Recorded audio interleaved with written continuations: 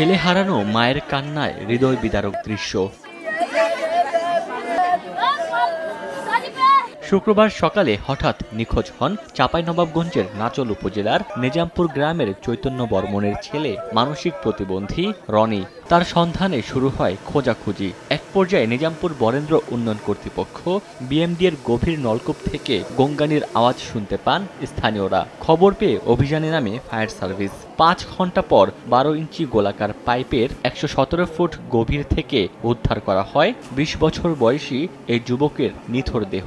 Fire service জানায় বিষাক্ত গ্যাসের কারণেই তার মৃত্যু হয়েছে। রনি কেনে পড়ে গেছে, ওর শব্দ পাচ্ছি, শব্দ হচ্ছে, তখন আমরা ছুটে চলে এসেছি। ঢুকে যাওয়ার পর কিন্তু চিৎকার করছে ওর ভিতরেই। পাগল ছেলে, মাঝে সাঝে আসে যে এগুলাতে উঠে চলাফেরা করে।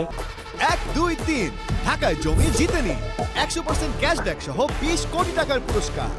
শুরু থেকে শেষ পর্যন্ত আমরা তাকে ভেন্টিলেশনের ব্যবস্থা করেছিলাম, এখানে বাতাস দিছি। এখানে তো অন্য গ্যাসও মজুদ থাকতে পারে, কার্বন মনোক্সাইড, বিষাক্ত গ্যাস। দীর্ঘদিন পরিত্যক্ত অবস্থায় থাকলে ওই গ্যাসের সংস্পর্শে আসলেও আপনি মারা যাবেন।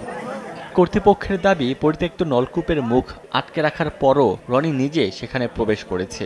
বাঁশ তারপরে বালির বস্তা দিয়ে ঢাকা ছিল, ওটা উঠায় ওটার ভিতরে নামার চেষ্টা করছে। এবং অন্যান্য সময় এখানে যে আমাদের হেডার ট্যাঙ্কি আছে পানি যাওয়ার, তার ভিতরেও নাকি নামতো। লাশ উদ্ধার করে ময়নাতদন্তের জন্য 250 শয্যা বিশিষ্ট চাঁপাইনবাবগঞ্জ জেলা হাসপাতালের মর্গে পাঠায় পুলিশ। সময় সংবাদ, চাঁপাইনবাবগঞ্জ।